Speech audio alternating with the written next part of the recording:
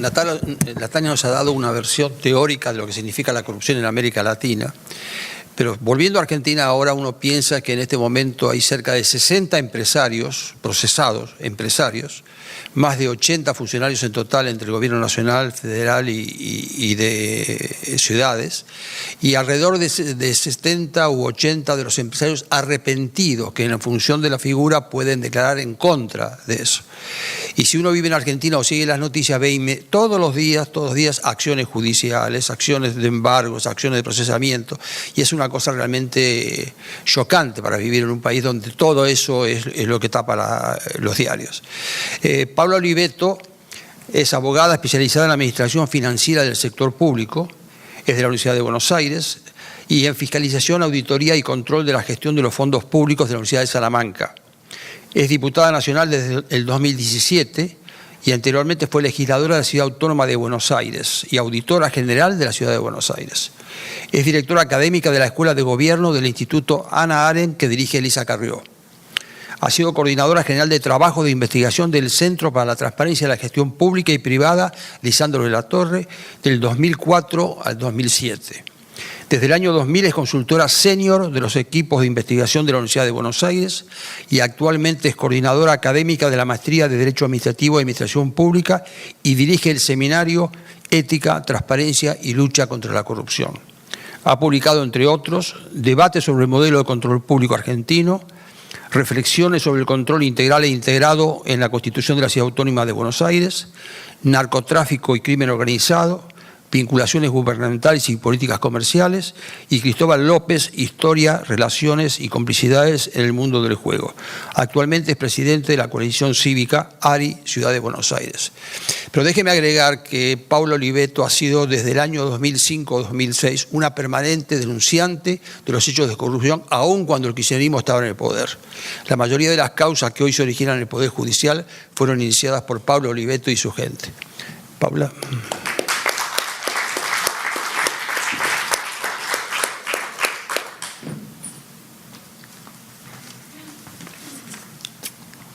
Gracias, Guillermo, por la presentación.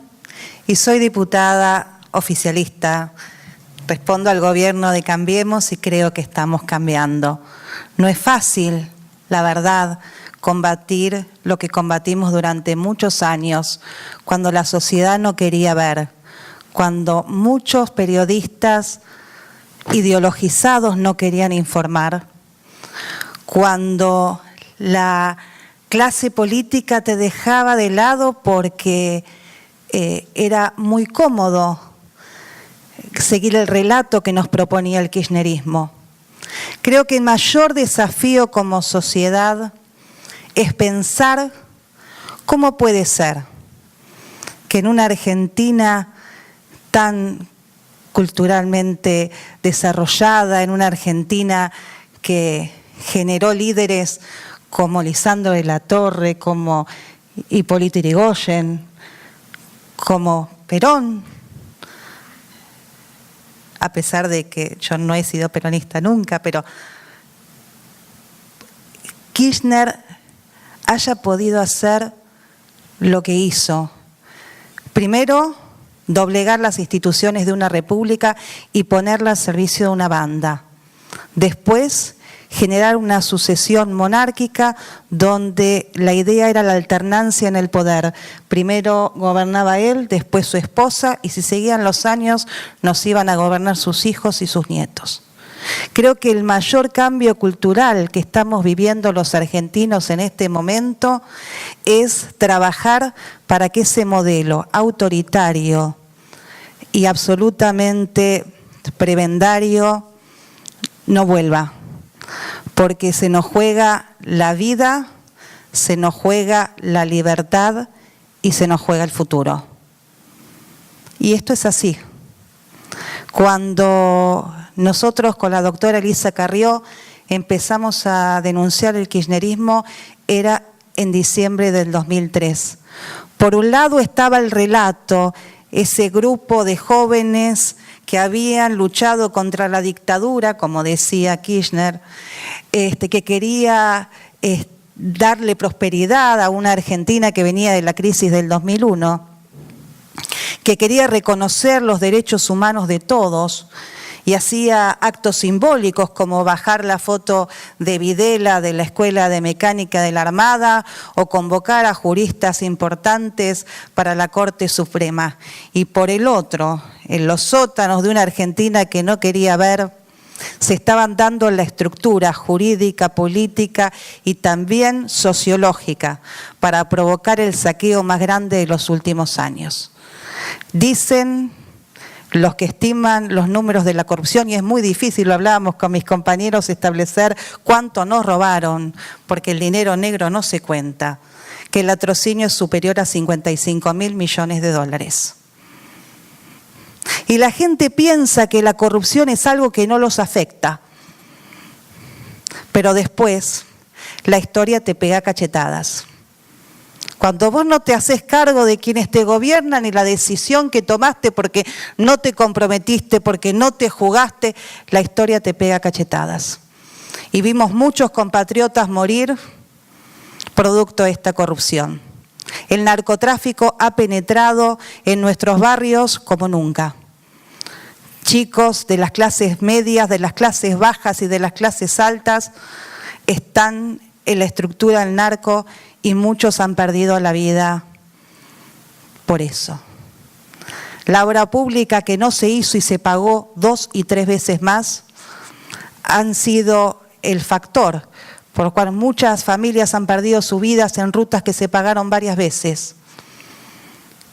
Trabajadores que iban a las 9 de la mañana a cubrir sus puestos, trabajadores de la clase media, baja y pobres de la Argentina, que iban a cubrir sus puestos de trabajo en el 11, murieron producto de un choque de trenes subsidiados a empresarios inescrupulosos, algunos de los cuales tienen negocios acá en Miami, los siriglianos. Y si pensamos que la corrupción no afecta a la vida, piensen en los que fueron a los hospitales vaciados durante el kirchnerismo queriéndose atender y que no tenían las herramientas o los elementos para atenderse, o lo que hoy está pasando en Venezuela o en sus países. Pensar que la corrupción está escindida en nuestra calidad de vida nos hace mucho mal como seres humanos, porque ¿saben qué? Yo creo que denunciar la corrupción no es un acto heroico, es un deber ciudadano.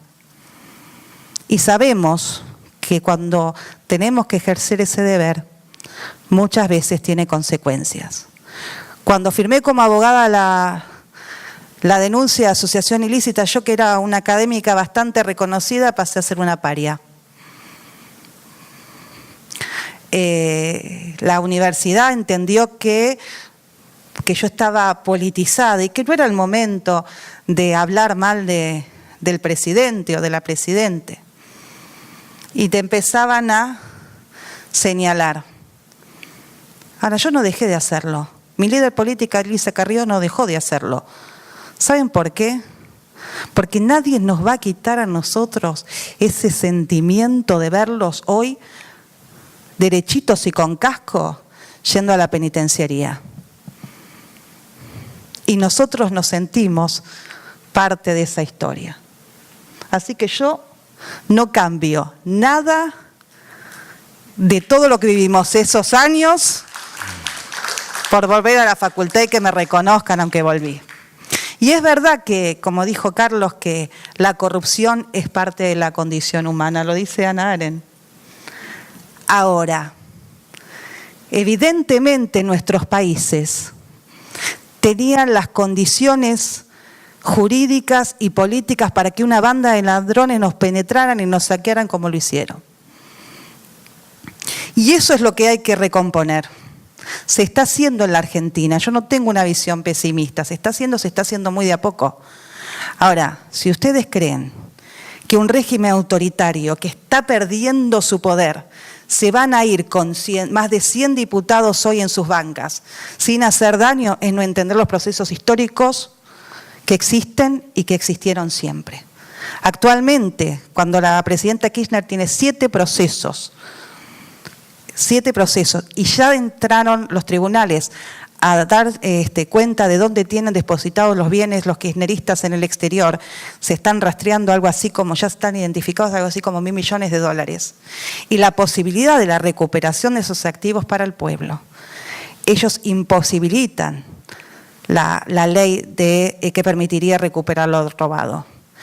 Están generando actos de violencia para llevar condiciones para que la gente entienda que no hay otro destino posible que es que ellos no vuelvan a gobernar. Y hoy estamos en estos meses en una situación de mucha turbulencia. Y en un discurso muy similar al que diera Maduro hace pocos días, Cristina Kirchner en el Parlamento dijo que ella era una perseguida de los Estados Unidos.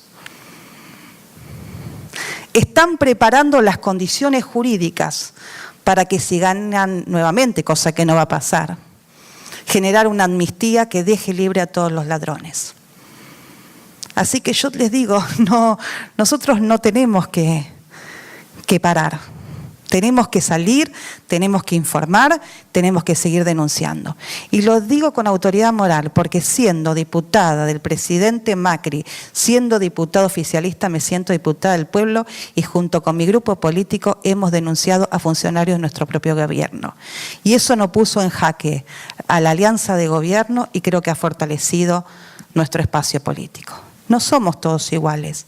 El ser humano es diverso, es complejo, tiene diferencias.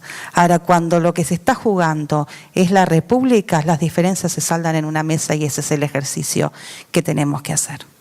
Les voy a hablar de las causas como me pidió Guillermo, pero dentro de un contexto histórico. Allá por el 2003 teníamos que entender quién era este presidente que había ganado con un poquito más del 20% de los votos. Fuimos a la provincia de Santa Cruz a entender quiénes eran los actores que rodeaban a esa nueva fuerza política. Y mientras el ruido de algo nuevo, algunos de alguna manera distraía, nosotros estábamos analizando las medidas que estaba tomando ese presidente. Lo primero que hizo Néstor Kirchner cuando asume el poder es modificar la ley del ministerio y poner en cabeza de Julio De Vido, su ministro de Obra Pública, la mayor cantidad de competencias, pero también de presupuesto. Y ahí se gestó el gran robo. Después, como era necesario doblegar las instituciones de una república, doblegó al Congreso. No solo porque muchos que habían entrado por fuerzas algo así como peronistas disidentes ya empezaban a reportar a las filas del presidente Kirchner, sino modificando la ley de administración financiera, que es la ley de presupuesto, dando en manos de un funcionario político, el jefe de gabinete, la posibilidad de distribuir partidas más allá de lo que el Congreso disponía. Eso les dio una discrecionalidad para el manejo de fondos muy grande, que fue aplicado no solo para el robo, o sea, distribuyendo presupuesto en aquellos ministerios o con aquellos funcionarios que eran parte del sistema, sino también para doblegar aquellas gobernaciones o aquellas intendencias que fueran opositoras. Manejó el presupuesto sin ninguna planificación, pero con un sentido económico y político que de alguna manera permitió consolidar el régimen. En la obra pública empezamos a ver algunas situaciones que estaban dadas por la cartelización. Los mismos empresarios se presentaban en una compulsa y simulaban que se disputaban la obra. En algunos casos, el mismo grupo económico con distintos nombres de empresas simulaban que competían. ¿Esto qué hacía? Hacía que el presupuesto oficial, o sea, el número que daban los técnicos que debía salir esa obra, creciera el 20% a partir de la adjudicación. Por lo tanto, la obra ya desde el vamos salía un 20% más. Con posterioridad, y como bien dijo la doctora Bolosín, cambió las reglas de juego de lo que era la contratación pública. Lo que antes era el adelanto del dinero que daba el Estado para empezar a copiar materiales para la obra, se cambió por algo que era una figura muy sui generis llamada el adelanto financiero. Por lo tanto, sin que pusieran ni un pie en la obra, le daban el 20% del total del contrato a ese concesionario, sin certificación, sin contraprestación. Eso era el comienzo de la coima. Crearon una nueva burguesía nacional, algo impensado.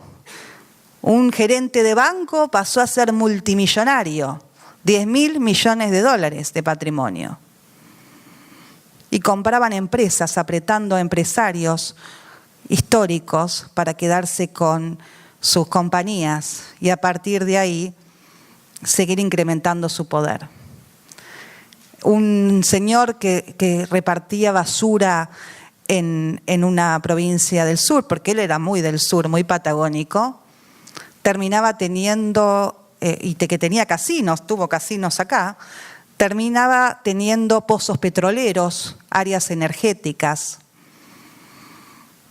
y casos emblemáticos como puede ser el vaciamiento de YPF, que después voy a decirlo específicamente. Cuando las instituciones se doblegan al servicio de la banda, nosotros decimos que esto fue un caso de patrimonialismo corrupto, ¿no? En el sentido más amplio de la palabra. Nada de esto podría haber pasado si las instituciones no hubiesen sido parte del sistema que ellos elaboraron. Néstor Kirchner era una persona absolutamente inteligente. Él diseñó un rompecabezas donde cada uno tenía un rol y una misión y un objetivo. Durante esos 12 años no funcionaron los organismos de control. La UIF no investigaron los casos de lavado de dinero. El secretario privado de Néstor Kirchner cuenta con un patrimonio de 500 millones de dólares. De vivir en una casa social en Río Gallegos, pasó a tener un piso en el Plaza Hotel de Nueva York. Ninguna alerta funcionaba. Solo algunas gorditas íbamos a denunciar a los tribunales. Mujeres y gorditas, o sea que estábamos de parabienes. Los organismos de control no hacían nada, la justicia no hacía nada. Con la ideologización de algunos y ese discurso y ese relato que ellos fueron haciendo, se creó algo que casi en el mundo no se había creado.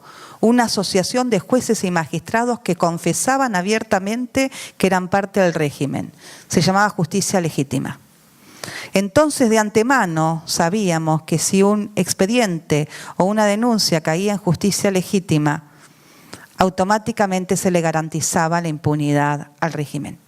Aquellos que no eran parte de esa ideología o de ese pensamiento vivieron cosas terribles, como por ejemplo el doctor Tayano, que vivió una situación personal con su hijo el mismo día en que tenía que apelar el sobreseimiento del enriquecimiento ilícito de Cristina Kirchner. La violencia, el aprete, la forma en que ellos tenían de hacerte notar que tenían poder, seguir a la prensa que informaba, hacer escraches públicos, meterse con sus familias, utilizar los servicios de inteligencia de manera irregular, hasta el ridículo de haber nombrado un militar que hoy está preso por genocida al frente del ejército argentino con un discurso de derechos humanos. Por un lado decían que reivindicaban la historia de los 70 y a los desaparecidos y hacían el eje de campaña en eso, y por el otro lado nombraban a Milani al frente del ejército y le daban un presupuesto nunca visto para que comprara maquinarias de inteligencia y hacer inteligencia interna. Y como cuando las instituciones están débiles, el azar siempre, algunos pensarán que es el azar, yo creo que es Dios, mete la cola y ayuda al pueblo. Un secretario de Obra Pública se levantó a la madrugada con 8 millones de dólares en un bolsito y fue a un convento y los tiró por arriba de una pared, y justo un pollero que escuchó un ruido raro fue a ver qué era, lo denunció y encontraron 8 millones de dólares de la corrupción. Eso fue maravilloso, la historia del pollero, las monjitas que agarraban los bolsos para meterlo adentro del convento y el secretario armado, pero ese hecho, que es absolutamente cinematográfico, sirvió para poner en imágenes la brutalidad del régimen. Se apropiaron de todo, hasta del convento. Y el otro caso azaroso fue el de los cuadernos. El caso de los cuadernos es emblemático porque es la unión entre las instituciones y los periodistas. A un periodista le llega unos cuadernos donde dice que tal empresario pagó tal coima a tal funcionario. El periodista, ante esa información, decide dejar de lado esa intuición de publicar todo y presentarlo en la justicia. Lo primero más maravilloso que hizo Diego Cabot, dejar de lado esa inmediatez de presentar la noticia para cuidar la posibilidad de que tengamos justicia. Y eso me pareció de una entrega absoluta que lo hemos visto muchas veces en el periodismo argentino, de entrega y de valentía. Y un fiscal que empezó a ver y un juez que empezó a ver que eso era verosímil. Y entró a llamar a los empresarios que por primera vez en su vida iban a una fiscalía. Y le decía, pero usted puso no al principio, decía que no. Pero acá, mire, tiene la prueba, la geolocalización de su teléfono da exactamente donde dice los cuadernos de Centeno. Y ahí se quebraban y confesaban que habían pagado coima a tal o cual persona. Pero, como el régimen todavía tiene poder, están queriendo ahora hacer jugar que la figura del arrepentido no sirve, no existe, no ayuda. Y estamos viviendo una de las operaciones de inteligencia más fuertes en nuestro país, queriendo de alguna manera ensuciar las causas que los tienen más comprometidos. Pero no van a poder. En la causa de los cuadernos, como nunca, se ve la vinculación funcionarios y Estado. Hay un funcionario que dice que cobró la coima y un empresario que reconoce que se la pagó. En esa causa también se ve la complicidad judicial. Empresarios quebrados dicen que pagaron su impunidad durante muchos años a jueces federales. Y se abrieron un montón de juris en la justicia. El año pasado se desplazaron a 2 camaristas. Muchos renuncian antes para poder cobrar su jubilación, cosa que tiene que ser modificado. Se está dando un proceso de modificación de esa cultura argentina del roban pero hacen. Está acá. Yo siempre digo que el roban pero hacen está acá. Y a los argentinos nos tiene que doler acá.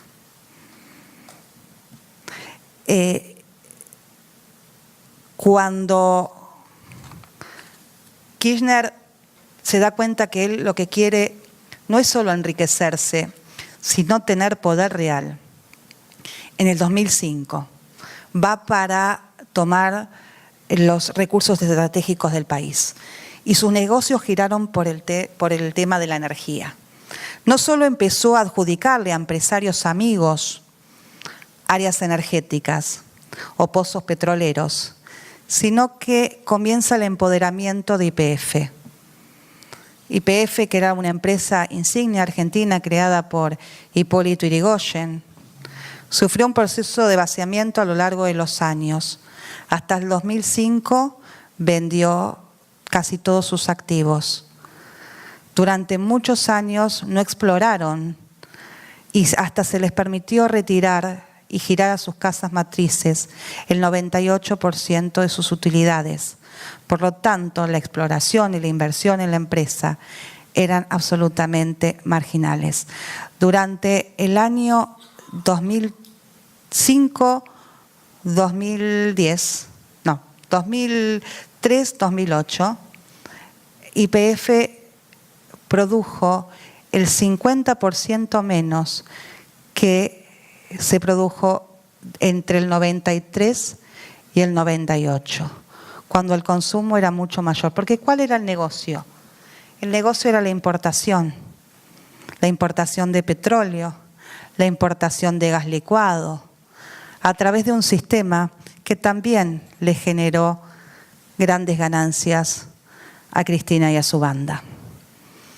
Por eso también están procesados. Y como el círculo de la recuperación de ese dinero, esa cantidad de dinero blanco, esa cantidad de dinero negro, que en realidad es blanco porque se origina con fondos públicos y después pasa al negro, porque eran obras que se pagaban y no se terminaban, por lo tanto al empresario no le generaba gastos, tenía que insertarse nuevamente en el sistema legal. En algunos casos lo hicieron a través de facturación apócrifa o la creación de empresas fantasmas. En otros casos lo hicieron a través de los hoteles. Y ahí está la causa Otesur y los sauces que ha denunciado la exdiputada Margarita Stolbizer. Los mismos empresarios que eran concesionarios de obra pública eran los inquilinos de sus hoteles y de sus bienes, a precios mucho mayor a los precios del mercado. O sea que ese dinero que salía, volvía a los Kirchner a través de sociedades que integraban Cristina Kirchner y sus hijos. Los hoteles cuentan que estaban vacíos y en la facturación figuraba que estaban absolutamente llenos, incluso en momentos donde un volcán hacía imposible que los aviones llegaran al destino que decían que estaban ocupados los hoteles.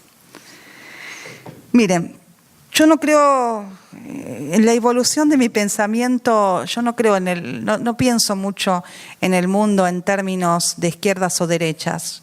Trato de plantearlo desde el lado de honestos y deshonestos. Para mí aunque Natalia no coincide conmigo, pero para mí es muy difícil creer que alguien porque es progresista es bueno o porque es de derecha es malo o viceversa.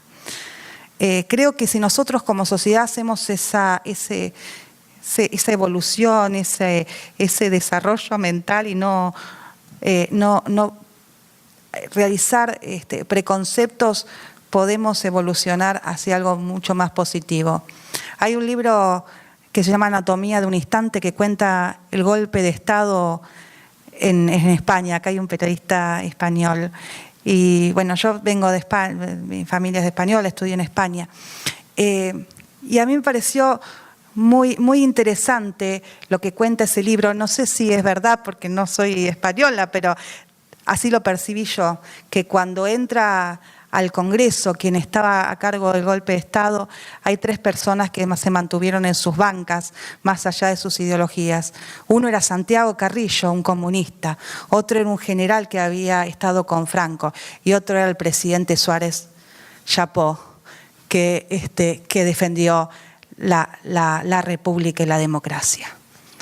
Y esos 3 hombres que no pensaban iguales tenían en claro que España querían y que la España autoritaria no era el camino para el futuro y que se tenían que quedar. Algunos que después fueron famosos se metieron abajo de la banca. Felipe González. Y en la Argentina estaban todos enamorados de Felipe González porque era lindo. Es así, las mujeres somos así, ¿qué vamos a hacer? Por eso les digo, siento que tenemos mucho que cambiar en mi país, pero que todavía tenemos que seguir dando. Que el fantasma de los que se fueron y quieren volver, todavía tenemos que combatirlos. Que nos merecemos una Argentina próspera, republicana y democrática. Y que toda la lucha que hagamos para conseguirlo bien vale la pena.